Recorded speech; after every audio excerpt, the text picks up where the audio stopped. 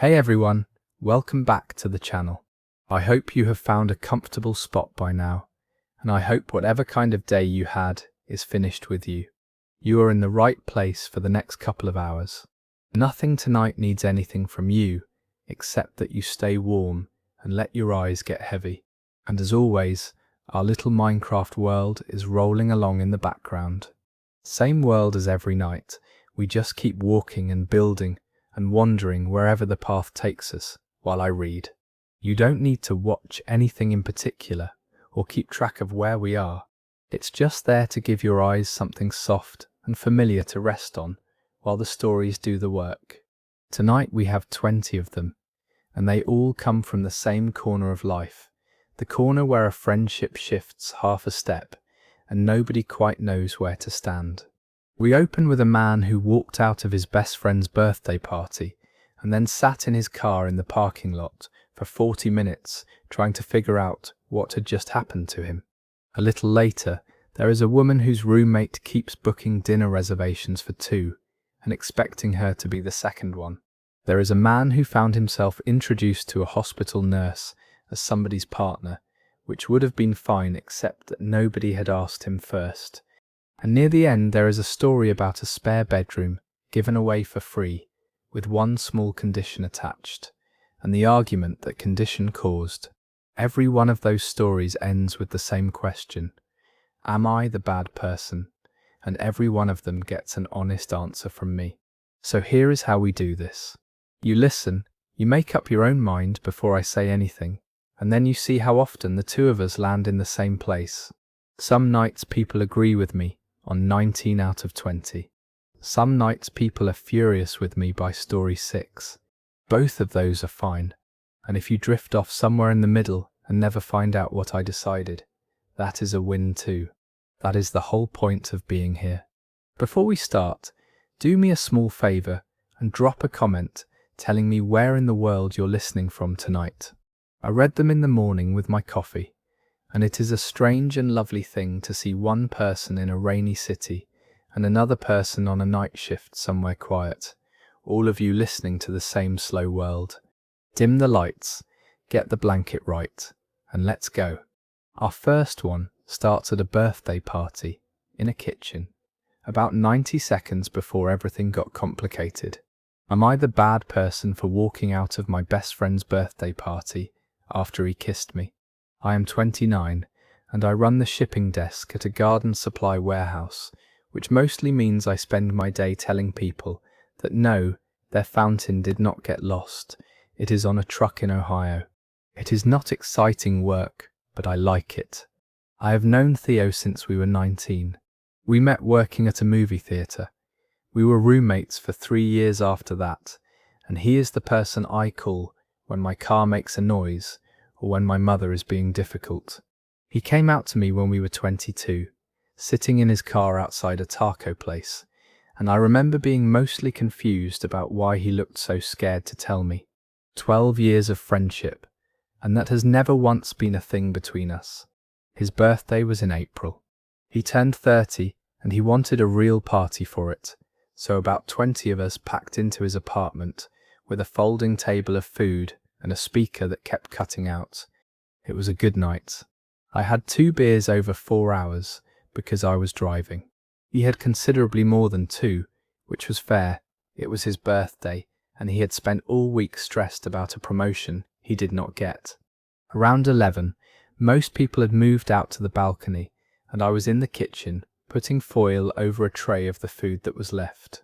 Theo came in to grab something out of the fridge, and then he did not grab anything out of the fridge. He stood there, and he told me that he had been thinking about something for a long time. Then he kissed me. I want to be clear about this part. It was not aggressive. It was not long. It was not some dramatic movie thing. It was maybe a second and a half, but I had not seen it coming from any direction at all, and my whole body just locked up. I put my hand on his chest and stepped back and said his name, and he looked at me, and his face did this thing I have never seen on him before, and then somebody laughed on the balcony, and both of us turned toward the sound, and then I left. I did not say goodbye to him. I did not say goodbye to anybody. I picked my jacket up off the arm of the couch, and I walked out the door and down 2 flights of stairs, and I sat in my car in the parking lot for about 40 minutes without turning it on. That is the part I am asking about, by the way. Not the kiss, the leaving. The next morning I had 11 messages. Not from Theo, from Bridget, who is his older sister, and from Perry, who has been in our friend group since the theatre days. Bridget said that Theo had cried in the bathroom for 20 minutes, and that the whole party had figured out something happened, and that I had humiliated him at his own 30th birthday in front of everyone he knows. Perry said that he understood I was surprised, but that walking out was a message, and that everyone at that party got the message loud and clear. I did not answer either of them that day. I did not answer them the next day either. That was 2 days of silence, and I own that completely. I was not handling it well. I kept opening the messages and closing them. On the 3rd day I called Theo. He picked up on the 2nd ring, which told me he had been waiting. I told him I was not upset with him, that he had not done anything unforgivable, that I was not the kind of person who was going to let 1.5 seconds undo 12 years. And I told him the honest thing, which is that I do not feel that way about him, that I never have, and that I did not want to sit in his kitchen and let him think for even 1 more minute that maybe I did. He was quiet, and then he said that he already knew all of that, and that the part that had wrecked him was not being turned down, it was standing in his kitchen, watching his best friend leave the building without a word, like something had gone wrong with a smell. He said that in his whole life, the thing he has been most afraid of was making somebody uncomfortable enough that they just remove themselves. And then he said, and this is the only sentence of his I remember, word for word, I would have taken any answer except the door. That took the wind out of me. So I offered a few things. I offered to come over that night. I offered to do the birthday again, properly, with just the 4 or 5 of us he actually likes, on any day he picked, on me. He said he did not want a redo, he wanted the original one to have gone differently, which is fair and also not something I can arrange. Then his family got involved a little more than I would have liked.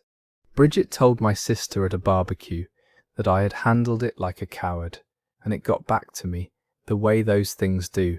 Their mother sent me a message that was polite for 2 paragraphs, and then said she hoped I understood how much courage it took for him and how much it cost him. 2 people from that party have not spoken to me since April, including one guy I have known for 8 years, and I am not going to pretend that does not sting. The final straw came in June, when Perry told me that people had started saying that I left because I was disgusted. That is what is going around. Not that I panicked, that I was disgusted. And Theo has not corrected it, which I understand, because correcting it means talking about it, and he does not want to talk about it.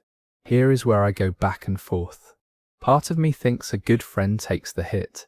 A good friend stands there for another 30 seconds, says the kind thing, finishes putting foil on the food, and leaves at midnight like a normal person, and Theo goes to bed embarrassed instead of destroyed. 30 seconds. I had them, and I did not use them.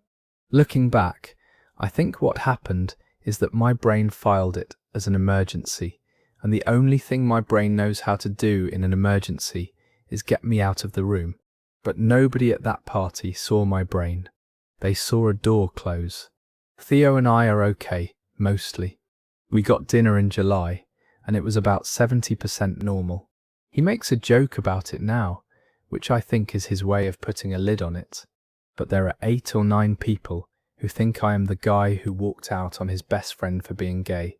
And there is no version of me correcting that publicly which does not drag Theo through it again. So, am I the bad person for walking out of my best friend's birthday party after he kissed me? That story is over. No, you are not the bad person, and I want to say that clearly before I say the rest. Nobody owes a calm reaction to something they had no warning about, and your feet moved before your judgment did. That happens to people. But those 40 minutes in the car are the tell. You knew within about 90 seconds that you had done it wrong, and you still let 2 more days go by. The fact that Theo said he would have taken any answer except the door tells you exactly what the injury was, and it was not the rejection. Silence is what turned a bad minute into a story 8 people now tell about you. Next one is quieter, and it happens almost entirely in a shared kitchen. Am I the bad person for telling my roommate I will not be his practice date anymore? I am 26. I work the front desk at a dental office, and I have lived with Nolan for 2 years in a 2-bedroom above a laundromat. He is 28 and he fixes bikes. We met through a listing and we got lucky because he is genuinely one of the easiest people I have ever shared a wall with. He labels nothing and he still somehow never eats my food. He hangs my winter coat by the radiator so it is warm when I leave. Nolan came out at 25, which he will tell you himself is late, and he started actually dating this past January. He was nervous about it in a way that was kind of sweet at first. He had never really done the sitting across a table part. He had never ordered wine for 2 people. He told me once that he had spent his 20s being everybody's friend and had somehow skipped the entire chapter where you learn how to be looked at. So in February he asked if I would come to dinner with him. A real restaurant, a real reservation, and I would sit across from him and we would practice. Talking, ordering, the pause after the food comes, all of it. I thought it was a little odd, but I also thought, why not? It is a free dinner and he is my friend. We went. It was actually a nice night. We did it again in March. That one was longer, and he brought a list of questions on his phone. Then it became a thing. By May we had done it 6 times, and the 6th one he booked without asking me. He just told me the reservation was Thursday at 7. And somewhere in there it stopped being funny to me, because I had started to notice that on a Thursday night I was sitting in a restaurant being somebody's rehearsal instead of having my own life. I am also single, for the record. I have my own chapter I have skipped. That's when I realized I had to say something, and I tried to say it the soft way. I told him I did not want to do the restaurant thing anymore, but that I was happy to do it at home any night, as many times as he wanted, with takeout on the couch. I offered to help him pick out what to wear before dates, which I am honestly better at than the dinner thing anyway. And I offered to be his escape call, the one where I ring him 40 minutes in, and he can decide if he needs a reason to leave. He said that home did not work, because home was not the real thing, and that the whole point was the pressure. He said that I was the only person he trusted enough to be bad at this in front of. And then he said that it was interesting how it stopped being fine right around the time it became inconvenient for me. That last one landed hard, because it is a little bit true, and mostly not. 2 weeks later his sister Delia texted me. She said she did not want to make it a big thing. She just wanted me to know that Nolan had been very down, and that he felt like he had lost his one safe person. Then his friend Hugh brought it up at a birthday thing, in a way that was supposed to sound casual, something about how it must be nice to be able to opt out. The part I did not expect was how it changed the apartment. He kept booking Thursdays, just not with me. For about 6 weeks he went out every Thursday with somebody new, and every one of them was a first date, and every one of them ended by 9:30 with him back on the couch with his shoes still on. He would give me one sentence about it and then put something on the television. I asked once, in May, whether he wanted to talk about any of it, and he said there was nothing to talk about, which from him is a full paragraph. In June his sister brought it up again, more directly this time. She said Nolan had told her he thought I had gotten tired of him generally, not just of the restaurants, and that he had been careful around me since. That is not what happened, and I told her so, and I have no idea if she passed that along. Then I did something I am not sure about. In July I booked a table myself, at the same place we went the first time, and I told him I was buying, and that it was not practice, it was just dinner. He came. It was a good night, about 80% of the old thing. And then at the end of it, he asked if we could do it again in 2 weeks, and I could hear the whole arrangement trying to start up again from the beginning, and I said I would let him know. I have not let him know. It is October. Since then the apartment has been polite. Not cold exactly. He still hangs my coat by the radiator. But he tells me about his dates now in a short summarized way, like a work update, and I miss the long version. Part of me thinks 6 dinners is not a lot to give somebody who was scared, and that I could have done 20, and it would have cost me almost nothing except some Thursdays. So, am I the bad person for telling my roommate I will not be his practice date anymore? That story ends there. No, you are not the bad person. You gave 6 evenings, you did not stop cold, and you came back with 3 separate alternatives, which is more than most people manage. What he actually needed was a stranger and a real risk, and no amount of you across a table was ever going to be that. The fact that he stopped asking and started announcing the reservation is the part that matters, because that is the moment a favour quietly turned into a standing appointment. You are allowed to have Thursdays. He is allowed to be sad about it. Both of those can sit in that apartment at the same time. The next one takes place almost entirely at company parties, which is a sentence that should already tell you something. Am I the bad person for telling my coworker I will not pretend to be his girlfriend at work things anymore? I am 31 and I do medical billing for a group of 3 dental practices, which means I spend my day on the phone with insurance companies, explaining the same 4 things over and over. My office is in the back of a building shared with a family-owned heating and cooling distributor, and about a year and a half ago I started eating lunch with a guy from that side named Emmett. He is 34, he does inside sales, and he is genuinely funny in a dry way that takes people a few weeks to catch. Emmett is gay. He is out with his friends, he is out with his family, and he is not out at that company at all. The owner is in his 70s, and the son is worse than the father, and Emmett has told me a few specific things people have said in that warehouse that I am not going to repeat because they are not the point. He has been there 9 years, and he has a commission structure he is not walking away from. The first time was the holiday party, 2 Decembers ago. He asked me a week ahead, and he was embarrassed asking. I said yes without thinking about it much, because it was 3 hours, there was a prime rib station, and it seemed like an easy kindness. We stood around, we talked to people. Somebody's wife asked me how we met, and I said through work, which was true. That was it. Then it was the summer picnic. Then it was a client dinner in September, which was a real restaurant with real napkins, and I sat next to the owner's wife for 2 hours. Then it was a second holiday party, and by that one I was not a favour anymore. I was a fixture. People asked about me by name when I was not there. The owner's wife started sending Emmett home with containers of food for the 2 of us. I want to be fair here. I liked some of it. They invited us to the lake house in July, and it was a beautiful weekend, and I did not say one word of complaint about the lie the entire time I was floating on it. So I am not standing on some clean hill. The final straw came in March. The company redid its website and put up a page of photos from the picnic, and one of them is Emmett and me at a picnic table, and underneath it says his name, and then my name, and then the word "and." It is on the internet.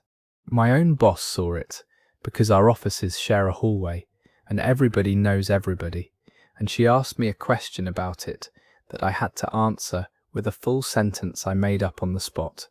That's when I realised that I was no longer helping a friend get through an evening.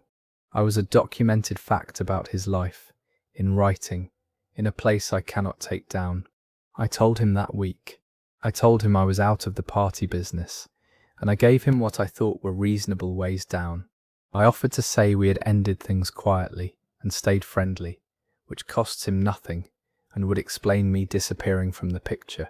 I offered to keep coming to things as exactly what I am, which is the woman from billing who eats lunch with him. And I told him that Whatever he decides about the truth at that company, I will never be the one who says it. Not one word, not ever. He did not take any of the three.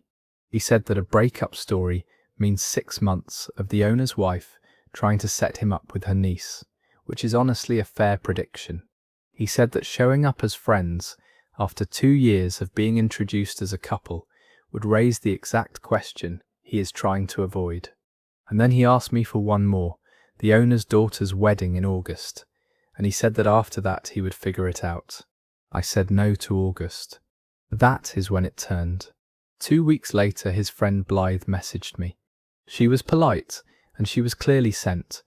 She said that people who have never had to hide anything do not understand what it costs to be found out at work, and she asked if I really wanted to be the reason he lost 9 years of seniority. His sister sent something shorter and less polite about a month after that. Since then, lunch has mostly stopped. He eats at his desk now. He is not cruel about it. He just is not there. And 2 people from that company have gotten weird with me in the hallway, which tells me some version of a story is circulating over there, and I have no idea which one. Looking back, I think the mistake was not the first party. The first party was fine. The mistake was that I never once put a limit on it out loud, so every single yes made the next yes more obvious. And by the time I said no, it was not a no anymore, it was a withdrawal. So am I the bad person for telling my coworker I will not pretend to be his girlfriend at work things anymore? That story comes to an end. No, you are not the bad person. You gave 2 years and a lake house weekend and 3 separate ways for him to land softly, and none of that obligates you to appear in a company photograph as somebody you are not. The fact that you only pushed back once your own boss started asking questions is worth naming, because it means the line you finally drew was your line, not his, and he can feel that.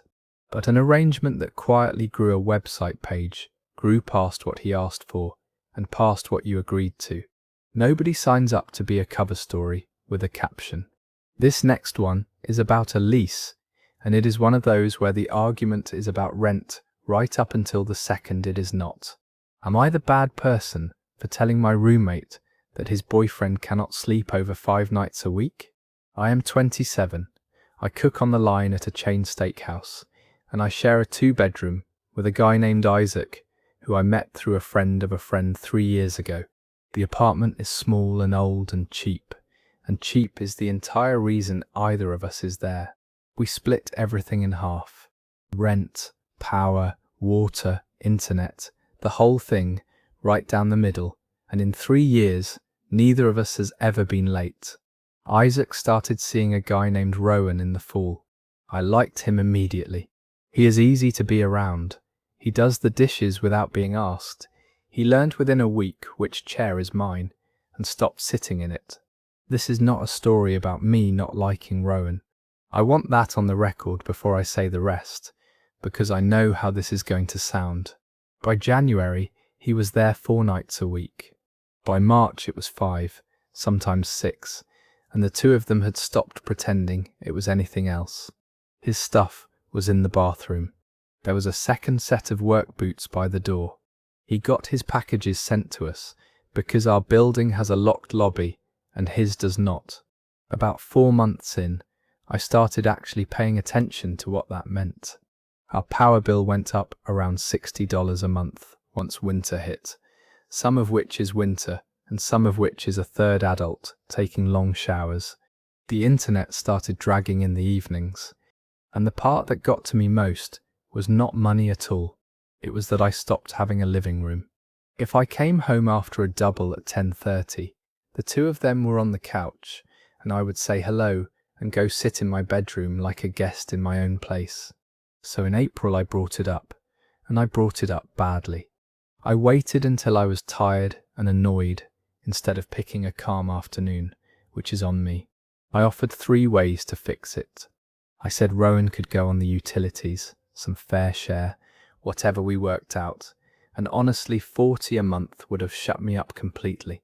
I said we could split rent 3 ways, and he could have the same claim on the place that I have. Or I said we could just keep it to 3 nights a week, and I would never mention it again. Isaac said that his boyfriend is not a tenant, and asking him for money makes it a business arrangement. He said that I had never once complained when my brother stayed with us for 2 weeks in the summer, which is true, and which is also 2 weeks. And then he said the thing that made this whole thing hard, which was that he wondered if I would be counting nights this carefully if Rowan were a woman. I lost my temper there. I said that I was not asking who he brings home, I was asking who is on the lease, and then I said that I did not sign up to subsidize somebody else's honeymoon. I said that in a raised voice, in the kitchen, and Rowan was in the bathroom about 8 feet away, with the door open. He heard all of it. He came out, he got his jacket, and he left, and Isaac went after him. I am not proud of that sentence. It was cheap, and it was aimed at the wrong person. Within about 2 days, his friend Tobias texted me a long thing about how Isaac had spent his early 20s being made to feel like a guest everywhere he went. Rowan's roommate, who I have met twice, said something to a mutual friend about me at a party, and it got repeated to me in that way where somebody tells you they were not going to tell you. Since then, the apartment has been very quiet. Rowan comes over maybe twice a week now, always with a jacket on like he is leaving in 10 minutes. Isaac and I talk about the trash and the mail. The lease is up in October, and neither of us has said a single word about renewing it. I keep landing in the same place. The nights were a real problem. The way I said it was not a problem. It was just mean. So, am I the bad person for telling my roommate that his boyfriend cannot sleep over 5 nights a week? That story wraps up there. No, you are not the bad person, and the honeymoon line was not your finest moment. 6 nights a week, with a key and a package address, is not a guest, that is a third roommate with none of the paperwork, and you were allowed to say so. But you said it loud, in a kitchen, with him 8 feet away, and that is why the argument stopped being about a power bill. The fact that you led with 3 real options, and only one of them cost anybody money, says your motive was fine even when your delivery was not. Go say the short version of this to Rowan directly. He was the only person in that apartment who had done nothing at all. The next one is shorter, and it starts with a plane ticket that had already been bought. Am I the bad person for refusing to pretend to be my friend's boyfriend while his parents visited? I am 33, I work at a hardware store, and I have known Emil since we were both in a bad band in our 20s. He is one of maybe 4 people I would drive across a state for. He is also from a country I am not going to name for his sake, and his parents had never once been over here. Emil came out to his family 5 years ago, and it went better than he expected. Not perfect, but they came around, and about a year ago his mother started asking whether there was anybody, and Emil, on a phone call, told her that yes, there was, and that it was serious, which was true when he said it. He had been with a guy named Casper for about 8 months at that point. Then in February his parents booked 3 weeks. Flights, dates, everything, and his mother told what sounds like the entire extended family that she was finally going to meet him. Emil and Casper broke up in March. He did not tell his parents. He let April and May go by without telling them, and then about 9 days before the flight, he came to my apartment with a bottle of wine and asked me to be Casper for 3 weeks. Not full time, he said. 4 or 5 dinners, 1 afternoon at the lake, and photos. Mostly photos, because his mother would want to send them home. I said no, and I said it that night. And I want to be honest, I said it faster than I would say most things. Then I sat there and tried to give him something better than a no. I offered to come to one dinner as exactly what I am, the friend from the band who fixes his sink. I offered to sit with him while he called them, before the flight, so he did not have to do it alone. He said none of that solved anything. He said his mother had been showing people a photo of Casper for a year and would want to know where that man went. He said that 3 weeks of this would cost me nothing and would buy him a visit he had waited 5 years for. Then he said that he had spent his whole life managing what his family could handle, and that he was asking one person for help with it. That one was hard to sit through, because it is true. He has done that his whole life. It is just not a reason for me to be photographed as somebody's partner and sent overseas to a family group chat. His cousin Catherine called me the following week. She was kind about it, which somehow made it worse, and she said that in their family a photograph is not a small thing, and that he was going to be humiliated in front of everybody. A friend of ours from the band days sent me a message that just said, "It is 3 weeks, man." The visit happened in June. Emil told his parents about the breakup 2 days before they landed. His mother cried on the phone, and then she got over it, and by the 2nd week they were apparently fine. I did not see him at all in June. I found out in July that during the visit he had told 2 people that I had not been comfortable being seen with him, which is a very specific way to put something, and it is not what happened. We had a beer in August, and neither of us brought it up. He knows. I know. I do go back and forth on it. 3 weeks is not that long. Nobody was going to get hurt. And still every time I imagine sitting at that lake with his mother, taking a picture of the 2 of us, something in me refuses.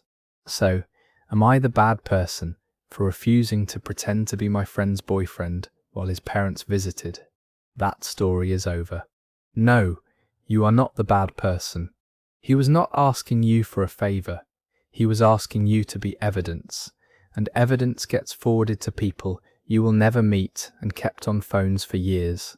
You gave him the 3 things that would have actually helped, and every one of them required him to say a hard sentence to his mother, which is the thing he was really trying to avoid. He did end up saying it 2 days before the flight, and it went fine. That is worth noticing. What he told those 2 people about you afterward was not fair, and you can decide someday whether to bring it up. You are allowed to leave it alone too. This next one is small and a little petty, and I say that with affection, because most of us have been petty about something this size. Am I the bad person for correcting people every time they assume my friend and I are together? I am 30. I am a pharmacy technician at a grocery store pharmacy, and I have a friend named Linus, who I have known since we worked at a summer camp when we were 19. He is straight, married for 2 years to a woman named Odette, who I like more than I like him, which I have told them both. I am gay, and I have been out since I was 20. Here is the situation, and I know how it is going to sound written down. Linus and I do a lot of things just the 2 of us. We have a standing Wednesday where we get food and walk around the reservoir. We go to shows. We took a 4-day trip to see his cousin get married in the spring, in one rental car, because Odette had a work thing. And somewhere in the last 2 years, strangers started assuming we are a couple. It happens more than you would think. A hostess asking if it is just the 2 of us tonight, in a certain tone. A guy at the counter of a hardware place saying he would let us think about it and take our time deciding together. Somebody at that wedding asking me how long we had been together, and then a second person at the same wedding asking me the same thing an hour later. And every single time I correct it. Every time. I say we are friends, and then I usually say it a second way to make sure it landed, and then the conversation moves on with a small dent in it. Linus does not correct it. He thinks it is funny. He has said out loud that it is flattering, that he does not care, that letting a hostess be wrong costs him nothing, and he has started doing a thing where he waits to see if I will do it, and then looks at me when I do. In June he actually said, in front of the other person, "Here it comes," which I did not love. I told him it bothered me. He asked why, and honestly I did not have a clean answer ready, which is part of why I am writing this. The best I can put it is this: I am single, and I would very much like not to be. When a stranger decides I am somebody's boyfriend, I have to stand there in a version of my life that is not happening, and when the person I am with treats correcting it as a bit, it stops being one stranger being wrong and starts being a running joke, where I am the punchline for wanting the true thing said. I said a version of that at the reservoir in July, and he said okay, and he actually did stop the looking thing. So we were fine for about a month. Then in August we went to a birthday for a guy we both know, and his aunt asked me how we met, in the way people ask couples how they met. And I corrected it, and Linus said, and I quote, "Oh, he does this." That is my breaking point, I guess, which sounds dramatic for 4 words at a birthday party. Odette texted me the next morning. She was gentle, which is her whole personality, and she said that Linus had felt like I embarrassed him in front of his friend's family, and that he had only been joking. Then his brother Whit said something at the same party, apparently after I left, about how it is a lot of work to be around somebody who needs everything spelled out.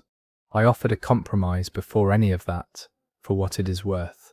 I said he could correct it instead of me, so I am not the one doing it every time, and it does not look like I am the one who cares. I said if he did that, I would let the little ones go, and only correct it when it actually matters, like when someone I might want to talk to is doing the assuming. He said that sounded like a lot of rules for a Wednesday. We still walk the reservoir. 2 Wednesdays ago, somebody at the food place asked if we wanted 1 check or 2, in that tone, and I said 2, and neither of us said anything else about it, and that was probably the best either of us has handled it. I keep wondering whether this is a real thing, or whether I have just decided to be difficult about something that costs me 11 seconds a month. So, am I the bad person for correcting people every time they assume my friend and I are together? That story ends there. No, you are not the bad person. You are allowed to say a true sentence about your own life, and the number of seconds it takes is not the measure of whether it matters. What went sideways is that he made your correction into a bit, and a bit needs an audience, so now every stranger who gets it wrong is also a small performance about you. Your compromise was a good one, and he waved it off because he heard rules instead of hearing a friend asking for a hand. Say it to him one more time on a Wednesday, quietly, when nobody is watching. He is not being cruel. He just has never once had to explain himself to a hostess. The next one is about a photograph, and about a man who asked for it to come down in the worst possible place. Am I the bad person for asking my friend to take down a photo of him kissing my cheek? I am 38. I drive a delivery route for a bakery supplier, and I have exactly no social media. Not as a statement, I just never got into it, and by the time everybody else did, I was already the guy who did not. My friends know this about me.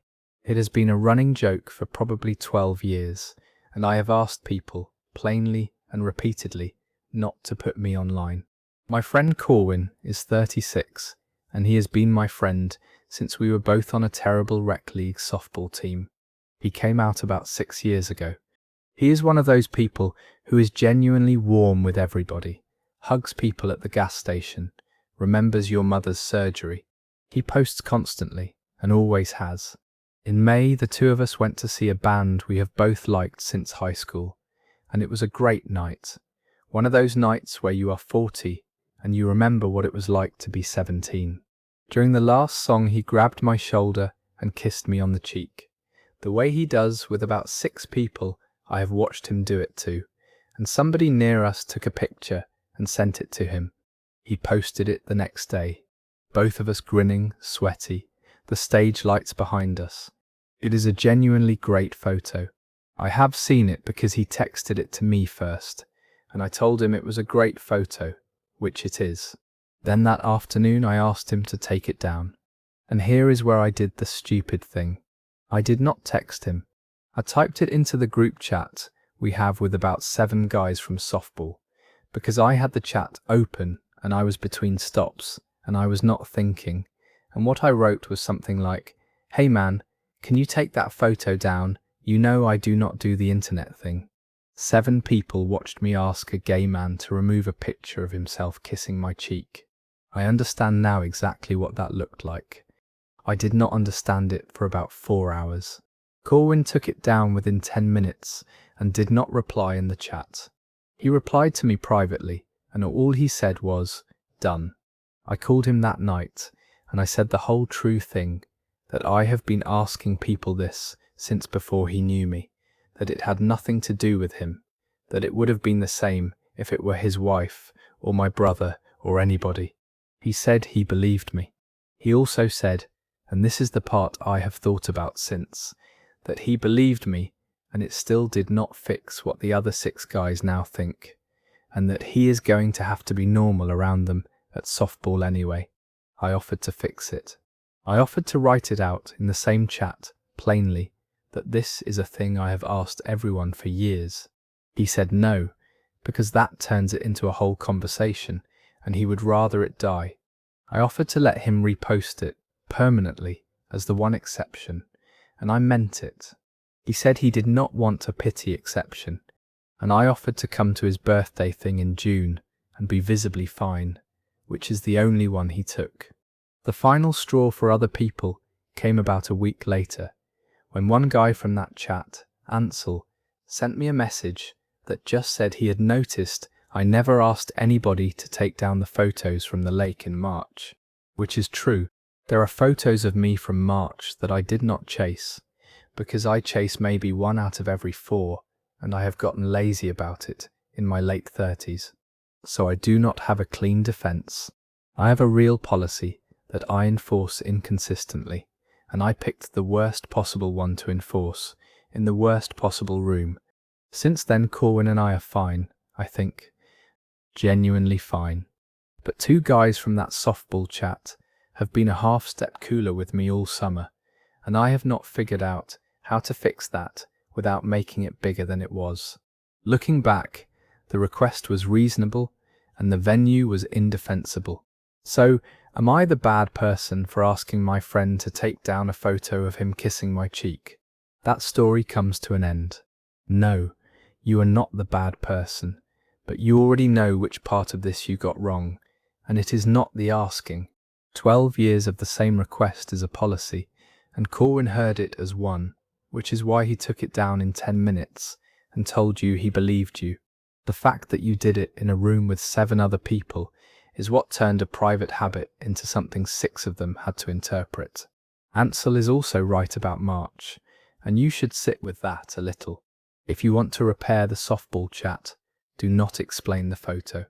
Just chase the next 4 pictures anybody posts of you, loudly, and let people draw the correct conclusion on their own. This next one is quieter, and it is about a sister who thought she was being supportive.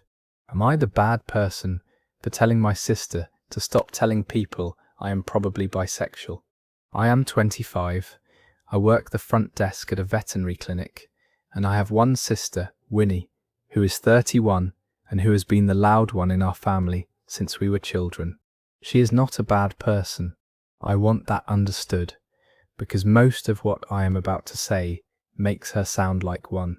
Last November, I went to a party with people from work, and I kissed a woman there. Her name was Juno. She was somebody's cousin. We talked for 2 hours, and then we kissed on a back porch, and I went home confused in a way that was not entirely unpleasant. We texted for about 3 weeks, and then it faded out, which happens. I told Winnie in December, in her car, because she is my sister, and because I did not know what to do with it. I said I did not know what it meant. I said I was not calling myself anything yet. I asked her not to tell anybody, and she said of course, and she said it in a way that made me feel completely safe.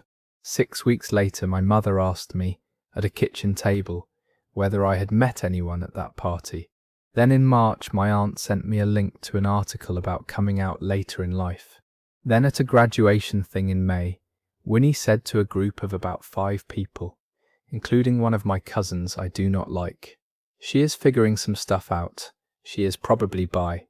We love her either way." Everyone was very nice about it. That is the strange part. Not one person in that circle said anything unkind. They all did the warm face and somebody squeezed my arm.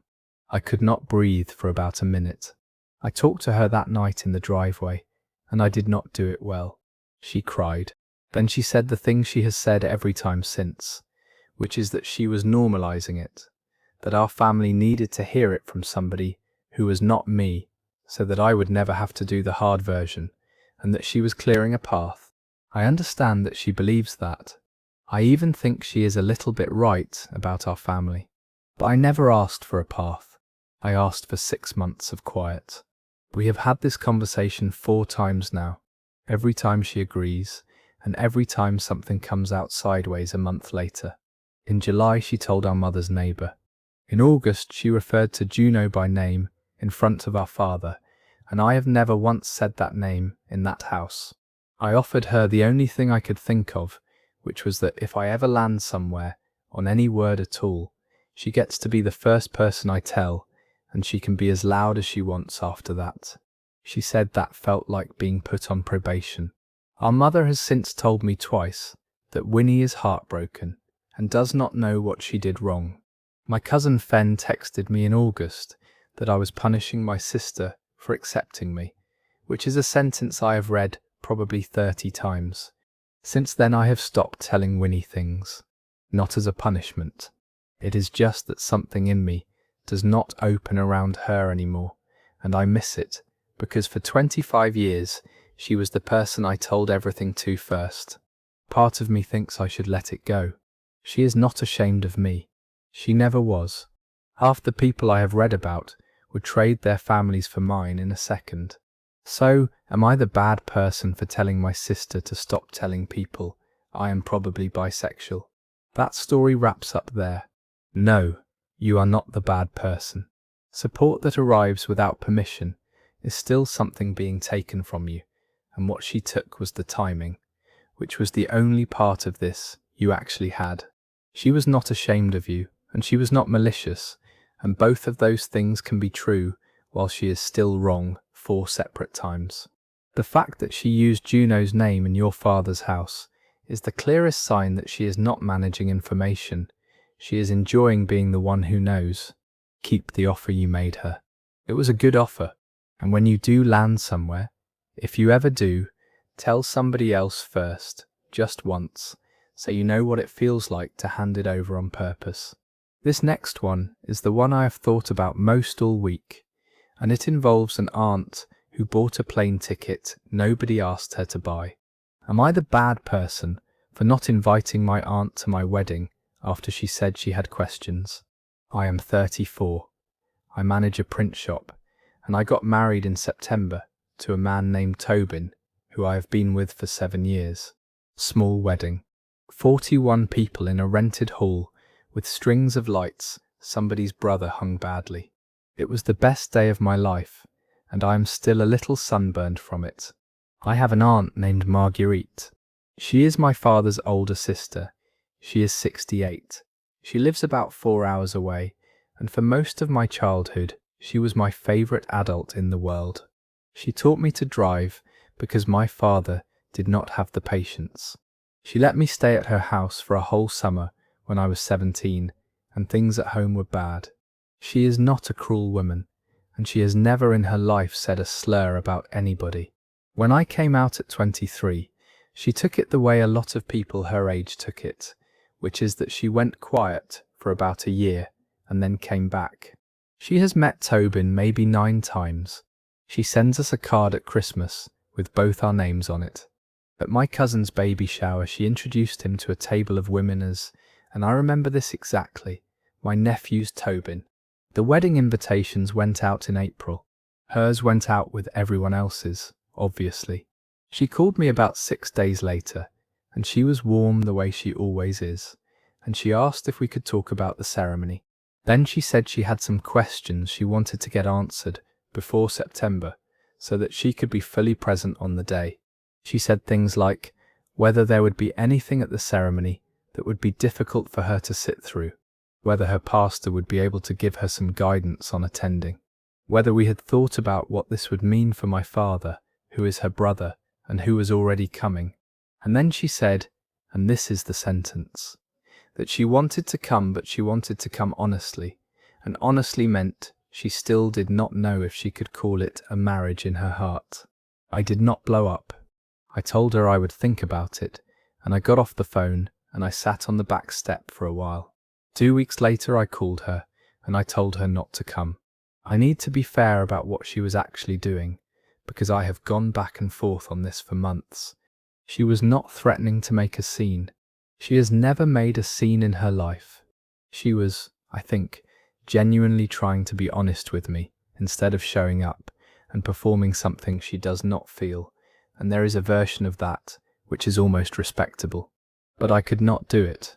I could not stand at the front of that room and know that one of the 41 people was doing private theological math about whether the thing happening was real. I told her that. I said the day only worked if everyone in the room was actually at a wedding.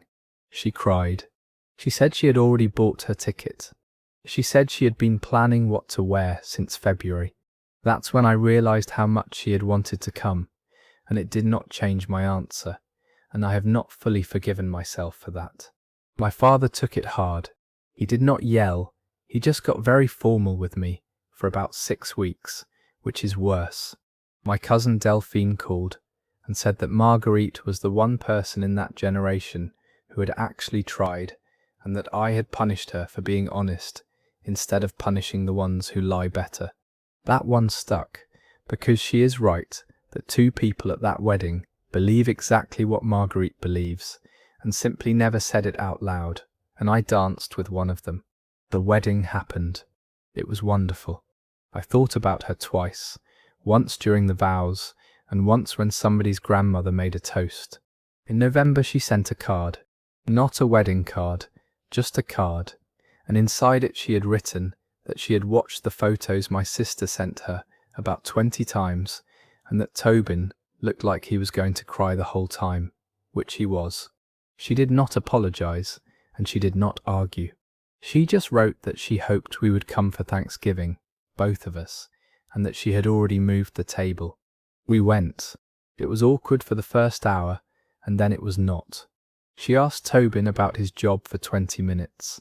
She still has not said the word marriage to me, and I have decided I can live a long life without hearing it from her. Looking back, I do not know if I did the right thing. I know I did the thing I could survive. So, am I the bad person for not inviting my aunt to my wedding after she said she had questions? That story is over. No, you are not the bad person. You get exactly one of those days, and you are allowed to build the room it happens in, and a person who tells you in advance that she cannot call it a marriage has told you what she would be doing while you said your vows. Delphine's point about the 2 people who lie better is a real point, and it is also not an argument for inviting the honest one. What I keep coming back to is the card in November. She moved the table before she got an answer. That is not a woman who is managing you. That is a woman who lost something and decided not to spend the rest of her life losing it. You will probably never get the word out of her. It sounds like you already got the part that was actually hers to give. The next one is about a friendship that ended over a sentence said on a couch. Am I the bad person for ending a friendship after my friend told me she had feelings for me? I am 28. I do payroll for a landscaping company, and until last spring my closest friend was a woman named Ottilie. We met in a community pottery class 4 years ago, which is exactly as ridiculous as it sounds, and neither of us can throw a bowl to this day. I am a woman, and I am straight. Ottilie is gay, and has been out since she was 19. That was never a thing. She has had 2 girlfriends in the time I have known her, and I liked both of them, and I was the person who drove to her apartment at 11 at night when the second one ended. In March we were on her couch, on an ordinary Tuesday, watching something neither of us was paying attention to, and she paused it and said she needed to tell me something. Then she told me she had been in love with me for probably 2 years, and that she could not keep doing this. I handled the moment okay, I think. I did not jump up. I did not get weird. I said I was glad she told me, and that I did not feel that way, and that I was not going anywhere. I stayed another hour. I hugged her when I left. Then I spent 4 weeks trying to be a normal friend and failing. Everything got loaded. She would text me something ordinary about her sister, and I would read it 8 times. She asked if I wanted to come to a thing on a Saturday, and I could not tell if it was a Saturday thing or a Saturday thing. When I hugged her hello, I started thinking about how long the hug was, which is a horrible way to hug somebody. And the worst part is that I could feel her watching me do all of it, watching me get careful, and I know exactly what that felt like on her end. In late April, I told her I needed to step back for a while. She asked how long. I did not have a number, and I said so, and I could hear her decide something on the other end of the phone. I offered what I could. I said I was not disappearing, and I meant it at the time. I said I would still come to her show in June, which was a group thing at a gallery, and which she had worked on for a year. I said we could try again in the fall. She said that a friendship with an expiration and a scheduled return date was not a friendship, it was a waiting room. Then she said that she had been honest with me and had gotten downgraded for it, and that if she had kept her mouth shut she would still have her best friend. I did not go to the show in June. That is the part I would take back. I told myself it was because seeing her there in front of her people would be worse, and maybe that is true, but I also just did not want to sit in a room and be looked at. Her friend Perpetua sent me a message in July, and it was not angry, it was almost worse than angry. She said that Ottilie had spent 1.5 years trying to talk herself out of it specifically so this would not happen, and that she had finally decided honesty was the braver thing, and that she had been proven wrong. Since then we have not spoken. I saw her once at a hardware store in September, at the end of an aisle, and we both did the thing where you become extremely interested in a shelf. I do not think I did anything wrong in the moment. I think I did something wrong over the following 8 weeks, slowly, by inches, and I am not sure at what point it became the thing it became. So, am I the bad person for ending a friendship after my friend told me she had feelings for me? That story ends there. No, you are not the bad person, and skipping the show in June was a small cruelty that you did not have to commit. You did not end that friendship on the couch. You ended it 4 weeks later, in 100 tiny adjustments neither of you could name out loud, and she felt every one of them. That happens more than anybody admits, and it is not the same as rejecting someone. What she said about honesty getting her downgraded is true, and it is also not a thing you could have prevented by feeling something you do not feel. If there is a repair here, it is one message that says you should have come in June, and you are sorry. Do not ask for anything after it. Just leave it there, and let her decide. This next one is about a hotel with 11 rooms and one that had a view. Am I the bad person for refusing to switch hotel rooms so 2 people on the trip could share? I am 41. I am a supervisor at a water treatment plant, and every year 11 of us who went to the same college do a long weekend somewhere. We have done it for 16 years. It is the only trip I take. This year it was a coastal town in October, and the place we booked is an old inn where the rooms are genuinely different from each other. Some are small and face the parking area. 2 of them are on the corner with windows on both sides and a view straight out over the water. Booking opened in January. I set an alarm, I got up at 6 and I booked one of the corner rooms, and I paid $210 more for the weekend than the people in the parking side rooms. I do this every year. It is my one thing. My wife died 4 years ago, and this trip is the only trip I take, and I get the good room, and everybody knows that about me by now. In August, 2 people on the trip, Gideon and a guy he had started seeing named Rhodes, got serious enough that Rhodes was coming. Gideon has been part of this group since freshman year. Rhodes I had met twice. Nice guy, quiet, laughs at the right times. In September, Gideon asked me to switch. He wanted the corner room for the 2 of them because it was their first trip together, and because the parking side room had 2 twin beds bolted to the floor, and the corner room had 1 big bed. That is a real reason. I want to say that clearly. It was not about a view. It was about the beds. I still said no. I offered other things. I called the inn myself and asked if the twins could be unbolted or if there was a rollaway situation, and the answer was no on both counts. I offered to pay the difference to move him into the other corner room, which was held by a couple named Ines and her husband, and I offered to be the one who asked them, which I did, and they said no, and they said it faster than I would have. I offered to swap for the second night only, which I thought was a decent middle, and Gideon said half a weekend of a room is not a room. Then it got a little worse, because in the group chat somebody said something like, "Come on, it is their first trip," and then somebody else said, and this is the message that turned the whole thing, that it was a strange hill to die on when it is two guys who just want one bed. I typed something out and deleted it, which I am proud of. What I actually sent was that I book that room in January every year, that Ineas and her husband also said no and nobody was writing to them about it, and that if the room mattered this much, the answer was an alarm clock in January. Ines called me that night and thanked me, quietly, which tells you she was watching how this went. Since then it has been strained in a way that is hard to describe. The trip happened. Gideon and Rhodes came, and they were pleasant, and they were also gone by 9 most nights. I had the corner room, and I sat in it on Saturday evening, feeling like a man defending a castle he did not enjoy anymore. 2 people have brought it up to me since October, in that careful way. Nobody has said the actual accusation out loud, and I would honestly prefer it if somebody did. Part of me knows I could have taken the parking side room and slept perfectly well, and the entire thing would have evaporated.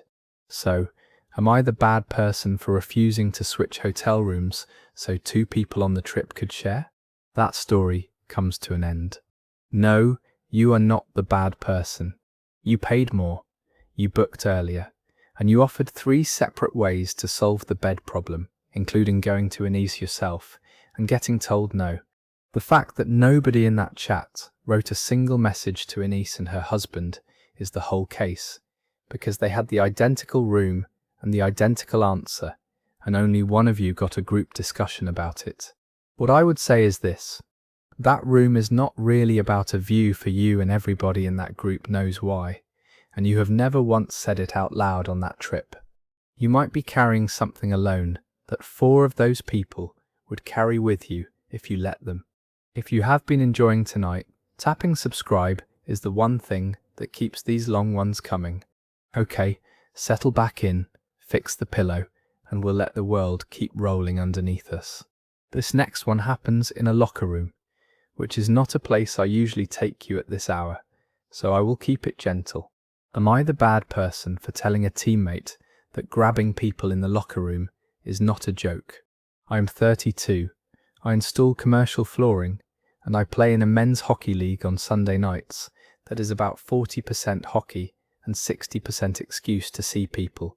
I have been on the same team for 6 years. Same 12 guys, mostly, with a couple of turnovers.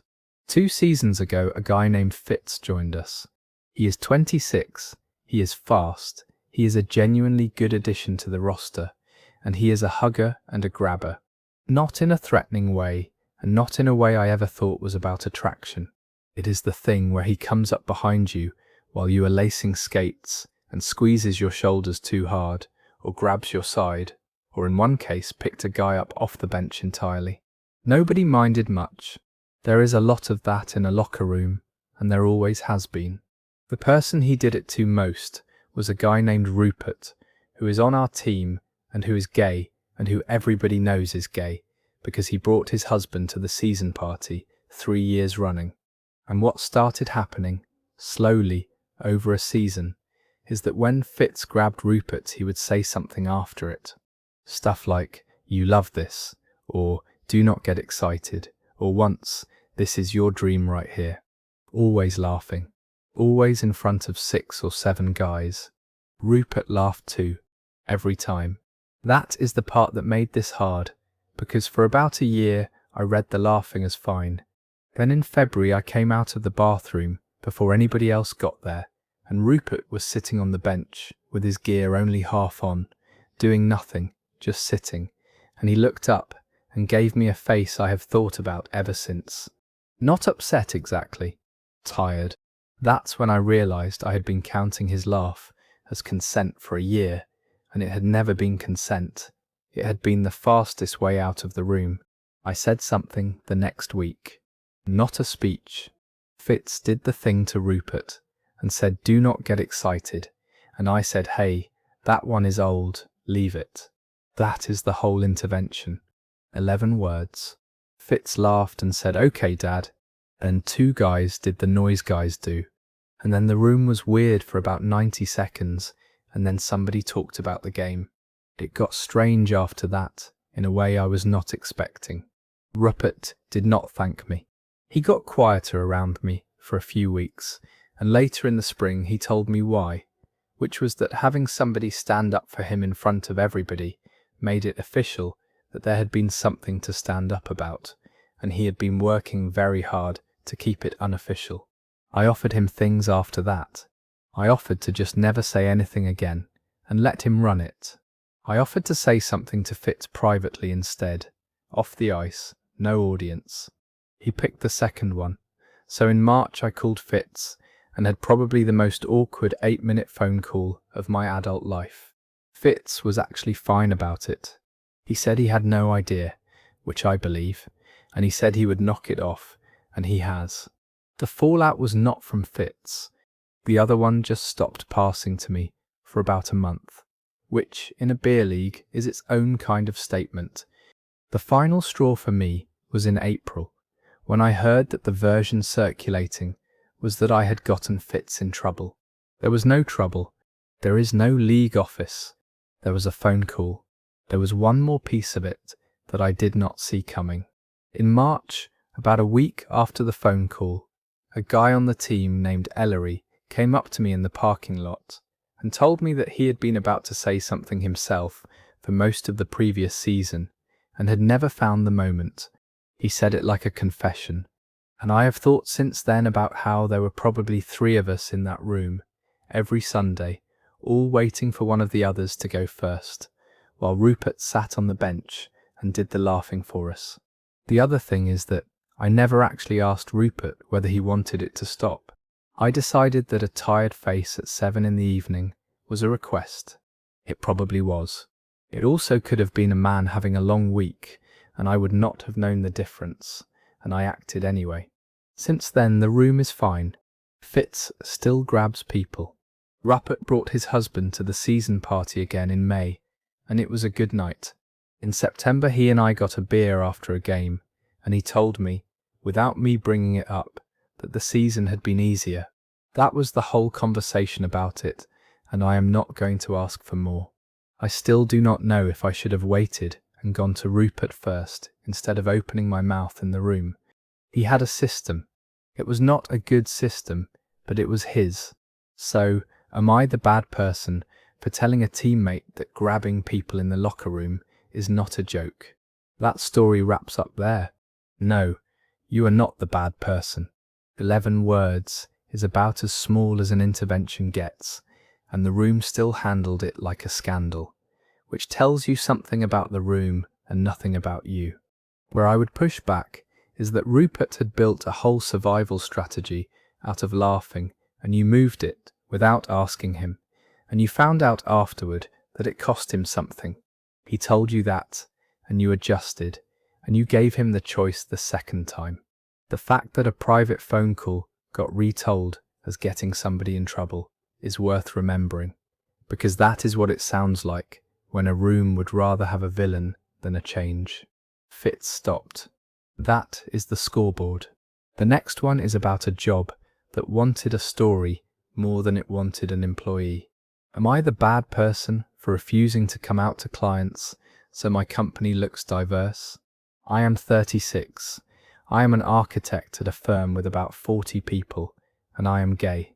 Not secretly. My team knows. My boss knows. My husband Anton came to the holiday party and slow danced with me badly in front of everybody, which is now a thing people bring up. What I do not do is bring it up with clients.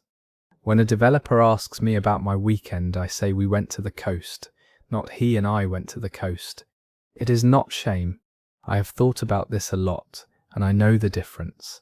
It is that I would rather spend a client meeting talking about the parking podium.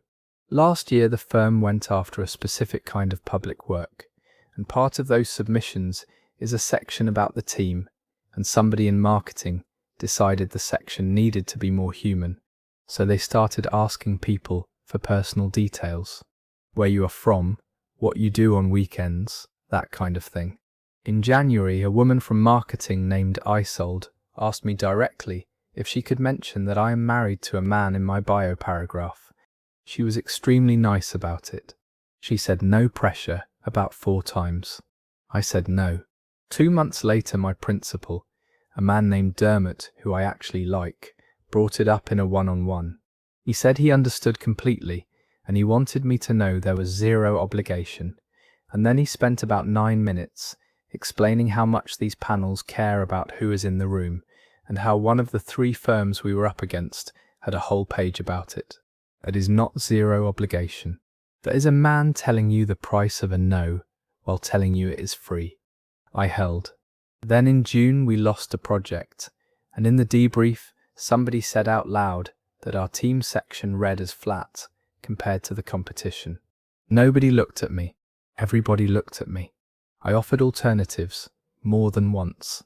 I said they could list every organisation I volunteer with, including 2 that would make the point without the sentence.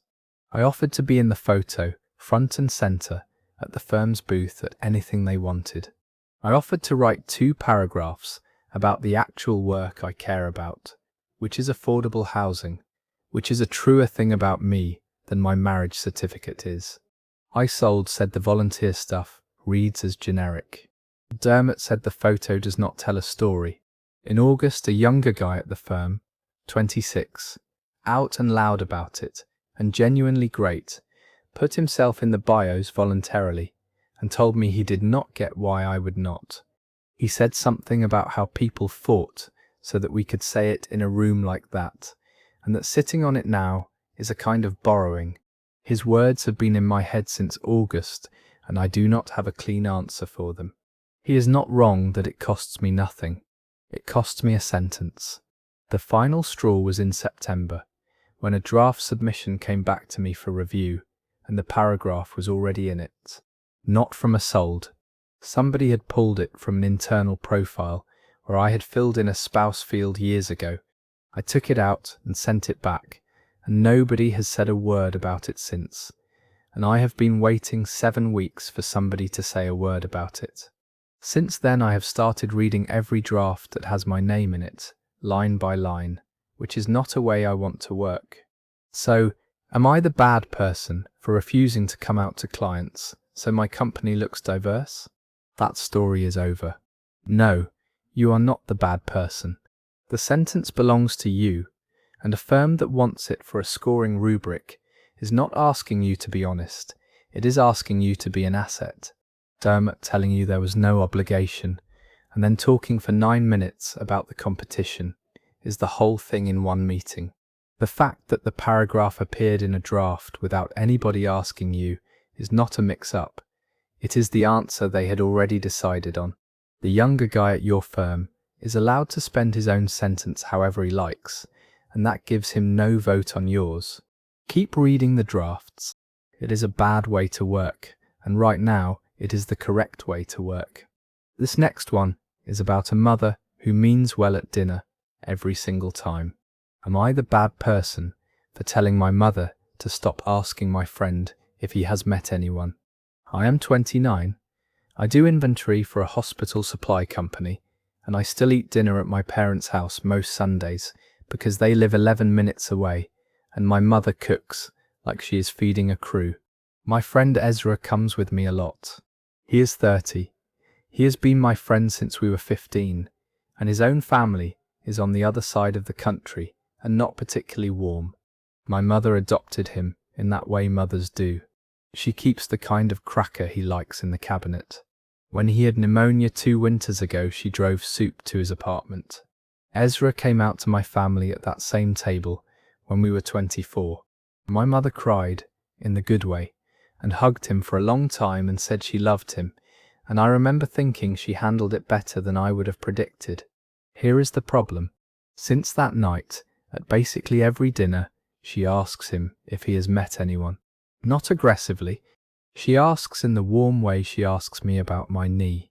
But it is every time, and it is only him. She does not ask my brother, who is 33 and single and lives in a house he has not decorated. She asks Ezra, and then it grew. She started sending him articles. She mentioned twice that a woman at her church has a son. Last spring she asked him whether he had thought about the apps, and then she named one, incorrectly, which under different circumstances would have been very funny. For about 2 years Ezra handled it fine. Then in the winter he started answering shorter. Then in March he did not come for 3 Sundays in a row, and when I asked him why, he said he did not want to talk about it. And then 20 minutes later he said that he is 30 and he has not had anybody serious in 4 years, and he is more aware of that than my mother could possibly be, and that he does not need it checked on weekly by somebody he loves. He asked me not to say anything. He specifically asked me not to. He said it would make dinner strange, and dinner was the good part of his week. I said something anyway, in April, in the kitchen while she was washing a pan. I did not do it well. I said she was making him feel like a project. She turned around with the pan still in her hand and asked me, genuinely, what she was supposed to talk to him about then. She said she asks because she wants him to have somebody, and that if she stops asking, it looks like she stopped caring, and that she is 70 and she does not have another way to say I love you at that table. Then she cried, and I stood there. She has cut it down. She asks maybe once a month now, instead of weekly, and she asks it differently, more like a general "how are things?" But she also asked me in June whether Ezra had said something to me about it, and I lied and said no, because if she knows he said something to me, then dinner is different forever. My brother, who does not get asked about anything by anyone, said I should have let it go. Ezra came back to Sundays in May, and does not know I said anything. Looking back, I broke a promise to a friend to fix a problem he had decided to live with. So, am I the bad person for telling my mother to stop asking my friend if he has met anyone? That story ends there. No, you are not the bad person, and you did break that promise, and both things go in the same sentence tonight. He asked you to leave it, and you overrode him, and it worked, which is the uncomfortable part, because it working does not make the override yours to do. Your mother is not doing anything cruel.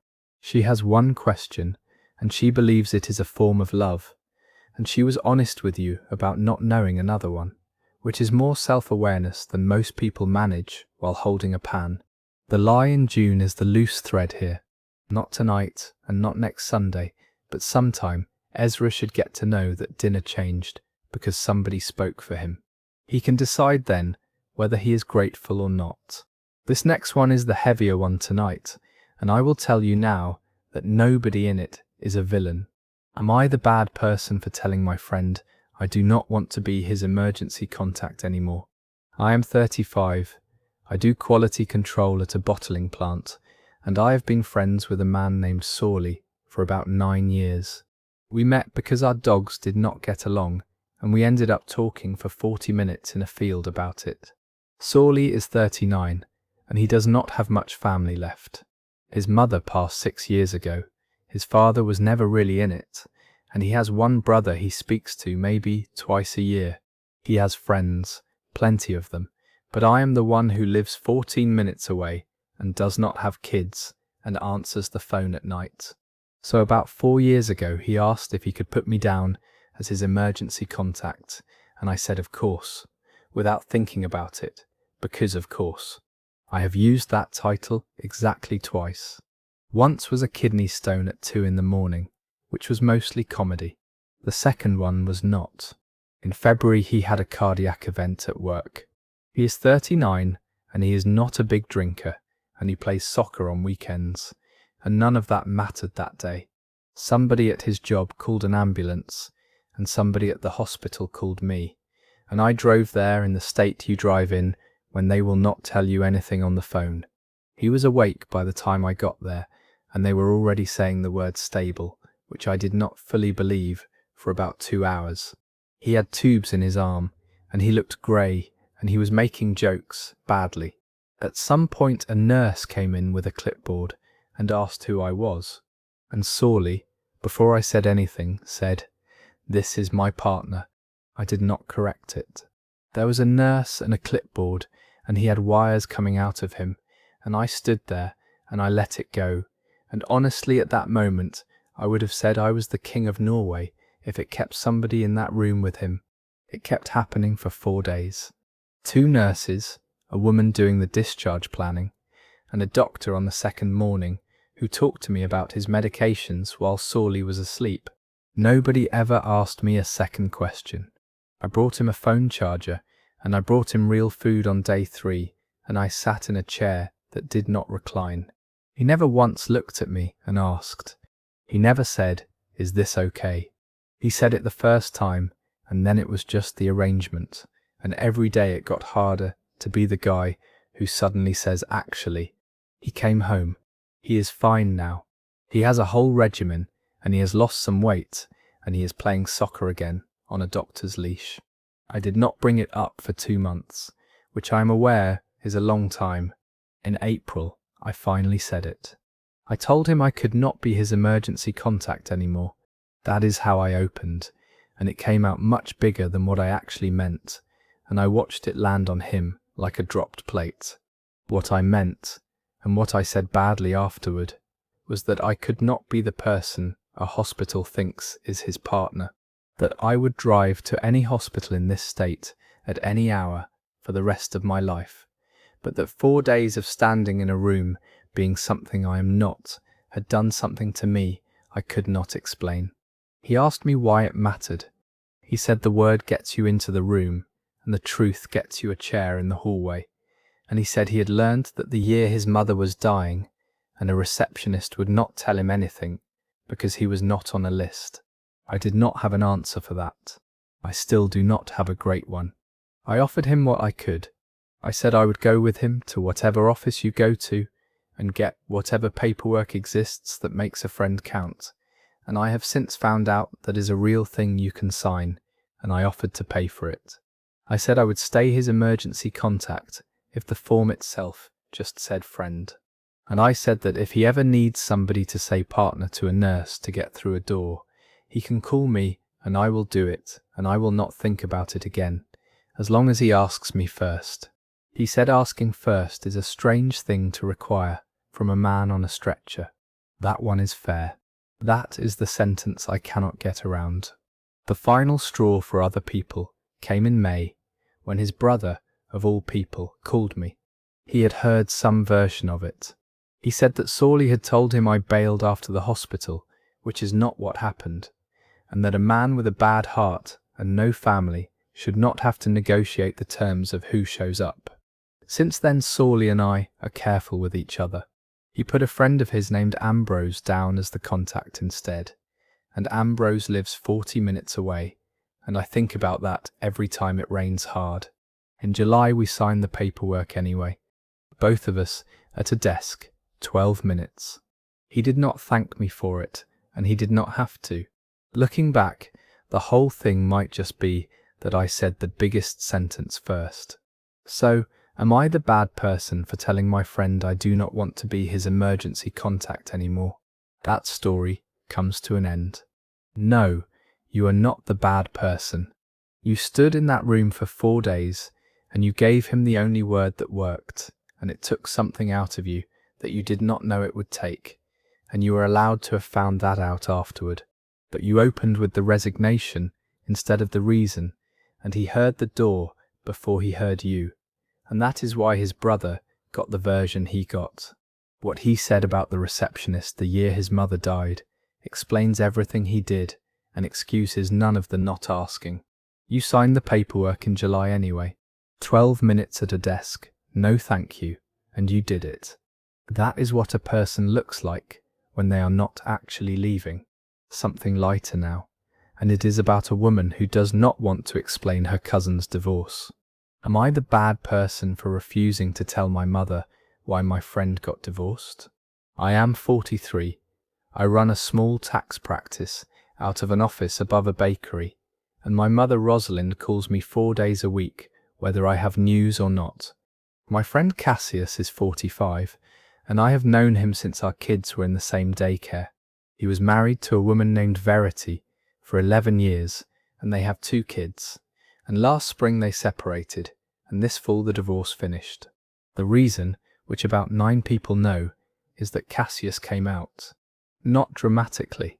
He and Verity had a very long, very sad, very civilized set of conversations over about a year.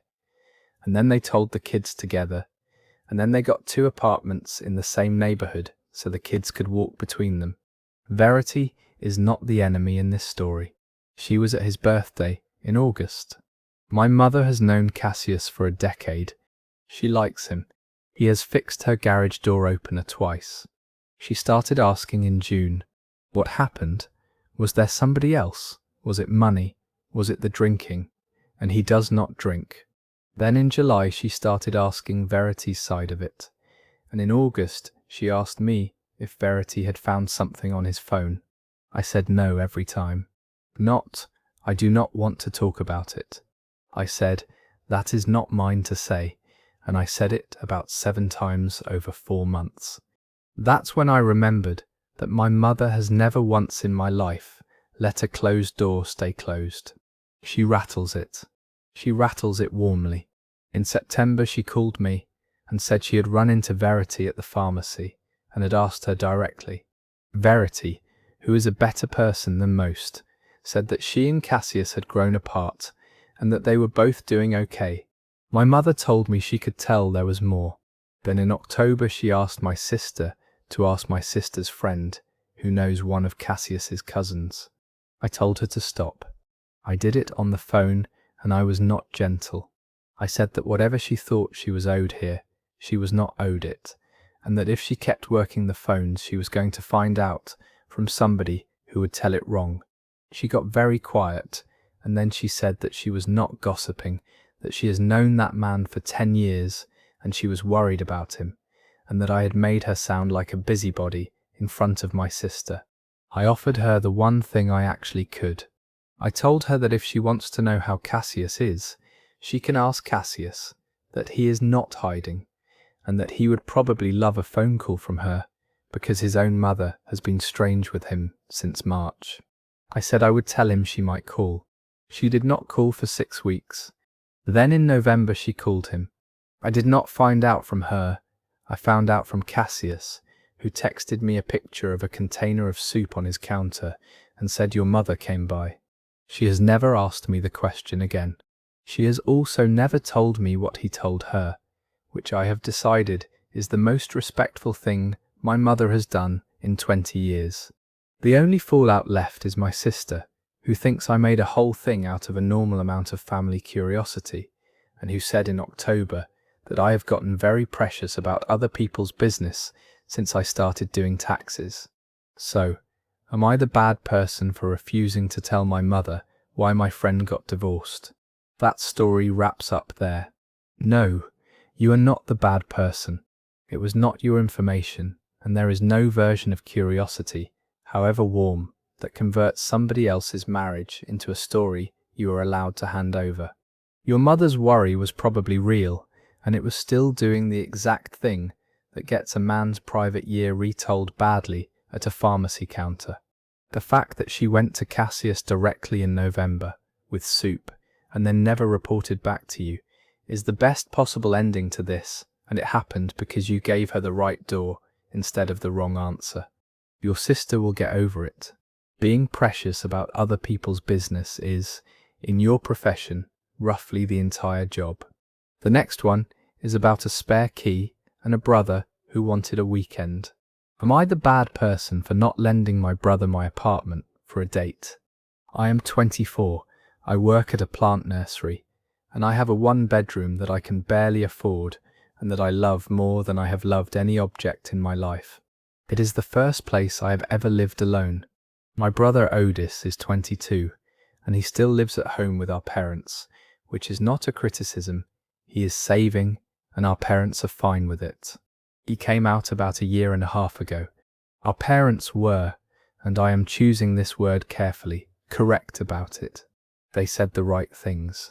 They have also never once asked him a follow-up question, and their house has a temperature to it now that I noticed the first Christmas after. So Otis does not bring anybody home, not because he would be thrown out, but because he would rather not conduct the experiment. In August, he asked if he could use my place for a weekend while I was going to be gone at a wedding. He had been seeing somebody for about 2 months, a guy named Fenwick, and he wanted 2 days that were not a car or a restaurant or somebody's basement. I said no. I want to explain the no, because on paper it looks small and mean. My apartment is 640 square feet, and everything I own is in it. I have no closed doors. My lease says no guests over 3 consecutive nights, and my landlord lives on the ground floor and knows every car in that lot.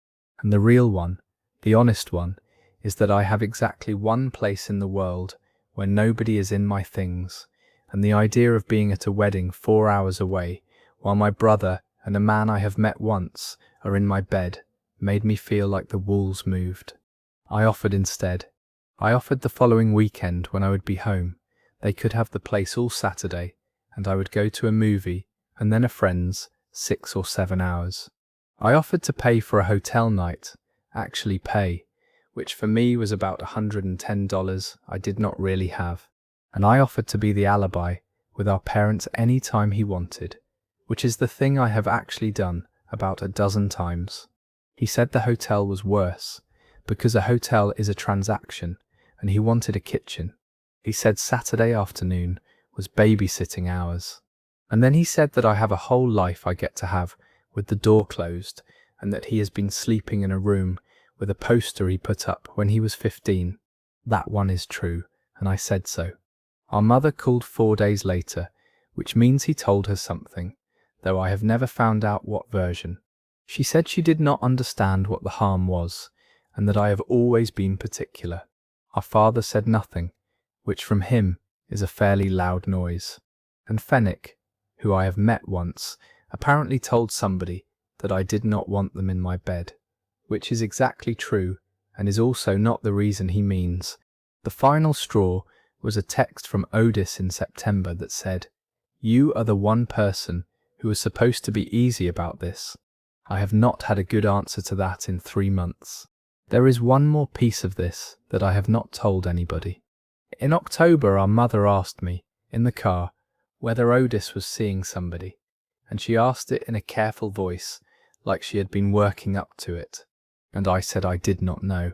I lied to her, on his behalf, 3 weeks after he told me I was supposed to be the easy one. He has no idea I did that, and I am not going to tell him, because it would sound like I was presenting a receipt. He and Fenwick are still together. They mostly go to Fenwick's friend's place now. Otis and I are okay, but he has stopped asking me for anything at all, which is a specific kind of quiet.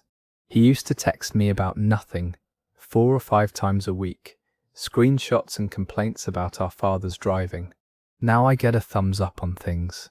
I would trade the apartment weekend for the screenshots, and I do not know how to say that to a 22-year-old without it sounding like a lecture.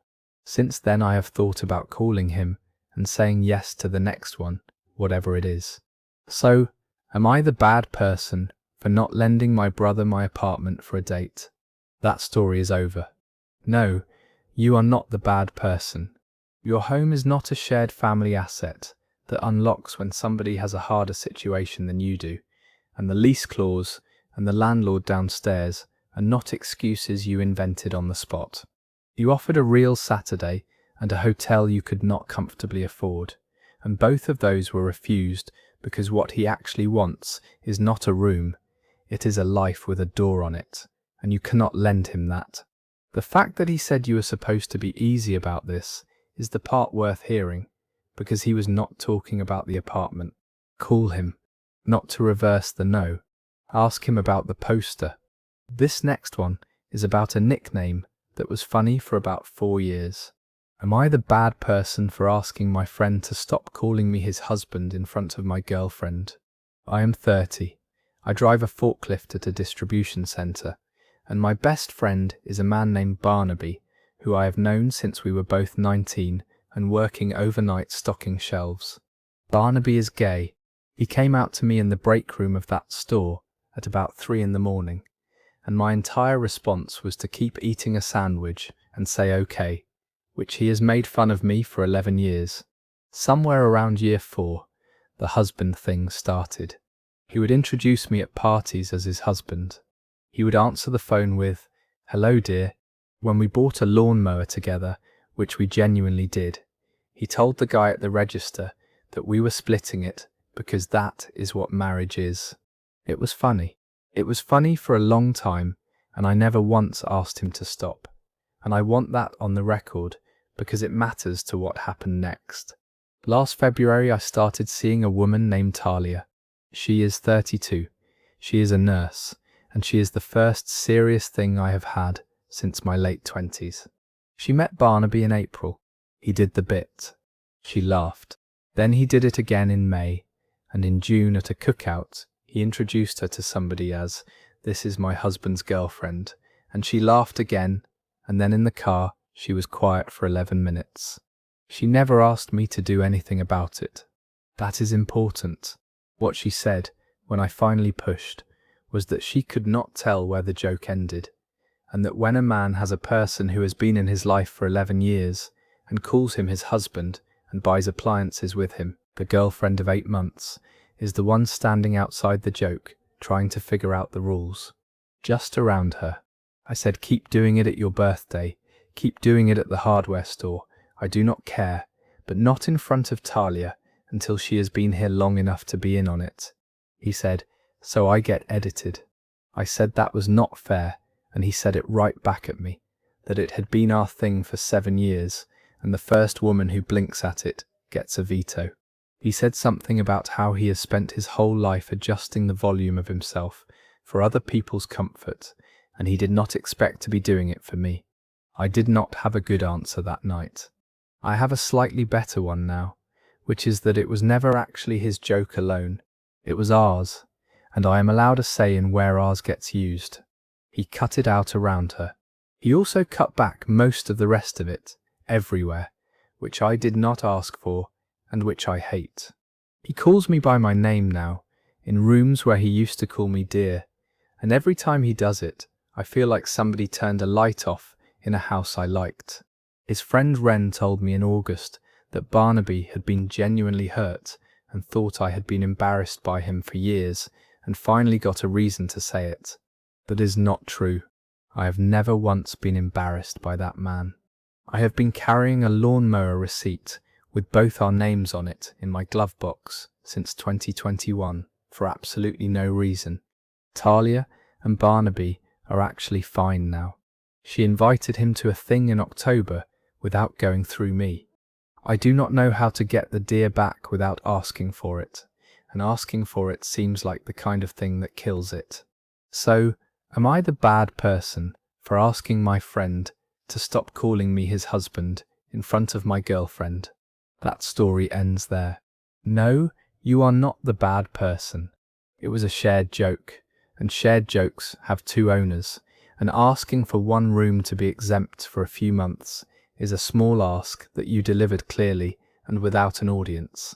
What went wrong is that he heard a boundary and gave you a full withdrawal instead, which is a thing people do when they are hurt and want you to feel the size of it.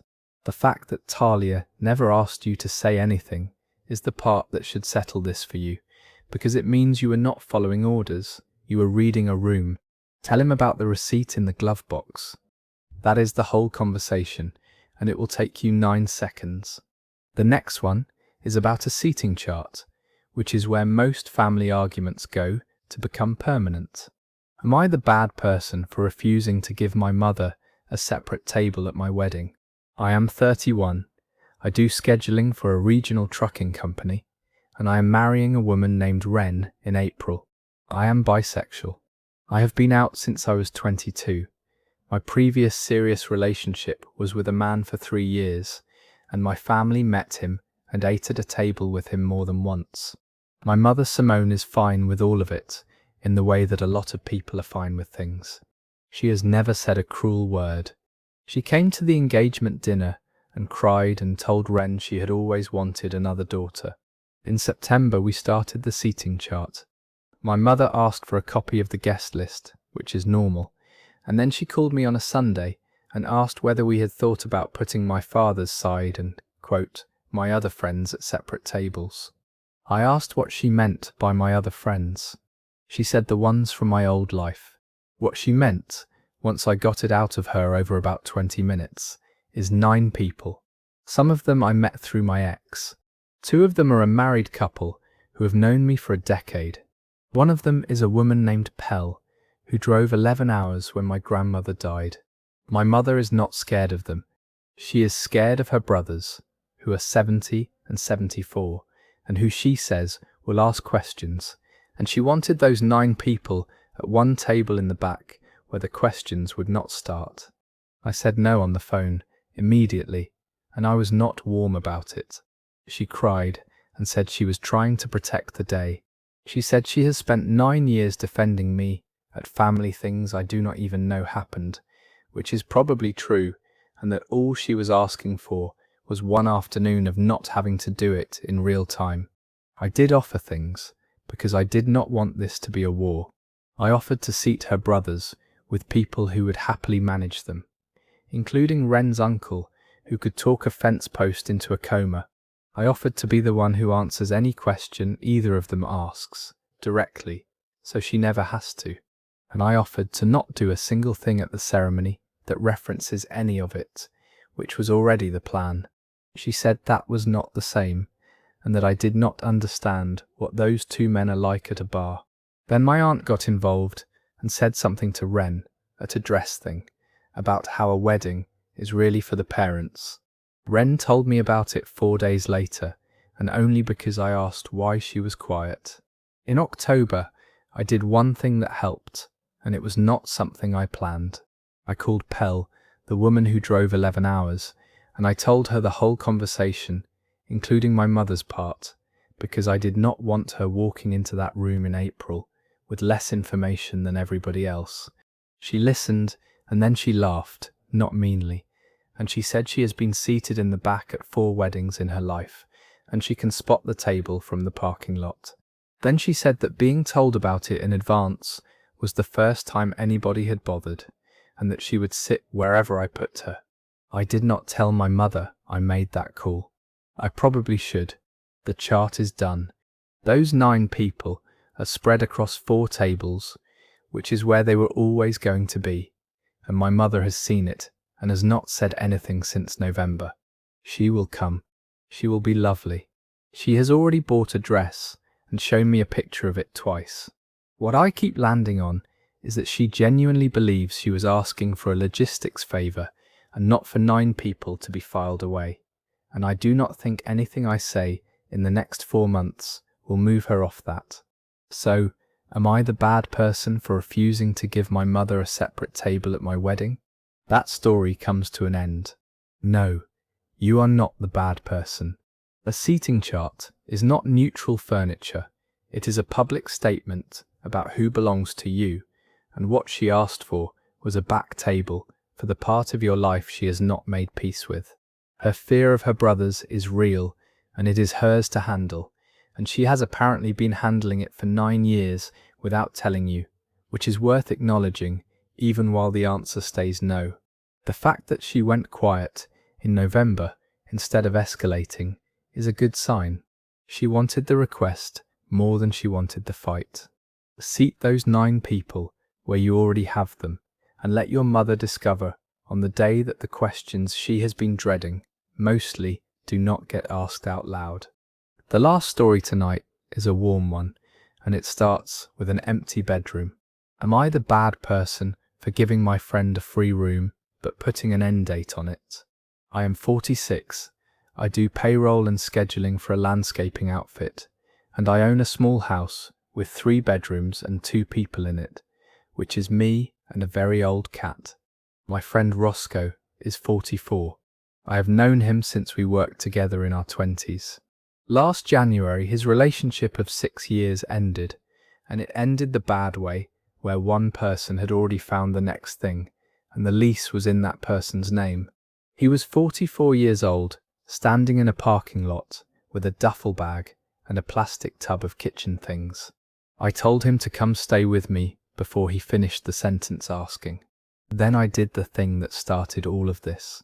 2 days after he moved in, at my kitchen table, I told him the room was his for free, no rent, no utilities, nothing, and that the date was the 1st of April. 3 months. He got quiet.